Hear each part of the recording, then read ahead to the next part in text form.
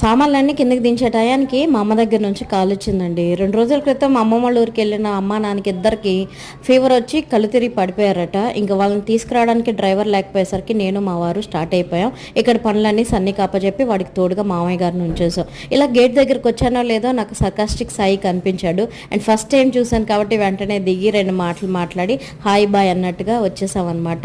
ఇంకా అక్కడ అమ్మ నాన్నకి ఇద్దరికి బాగోలేదు కదా, ఇంకా వెంటనే ఊరికి స్టార్ట్ అయిపోయాం. అండ్ ఊరికి చేరేసరికి చాలా చీకటి పడిపోయింది. అండ్ అమ్మమ్మ వాళ్ళ ఊరికి అమ్మమ్మ చనిపోయిన తర్వాత నాకు అస్సలు వెళ్ళడం ఇష్టం లేదనమాట. సో చాలా ఇయర్స్ తర్వాత ఫైనల్గా ఇప్పుడు అమ్మ నాన్నకి బాగలేదు కాబట్టి మళ్ళీ అమ్మమ్మ వాళ్ళ ఊరికి అయితే వెళ్ళానండి. అక్కడికి వెళ్ళేసరికి అమ్మ నాన్న ఇద్దరు ఫుల్ ఫీవర్ తోటి అసలు లేయలేకనే ఉన్నారనమాట. సో పైగా సండే అయ్యేసరికి ట్రీట్మెంట్ చేయడానికి ఎక్కడ డాక్టర్స్ లేరు. ఫైనల్గా ట్రీట్మెంట్ అయితే చేయించేసాం. ఇన్ని పనుల్ని పక్కన పెట్టేసి మా వారు నా కోసం వచ్చి ట్రీట్మెంట్ చేయించడం నాకు చాలా హ్యాపీ అనిపించింది.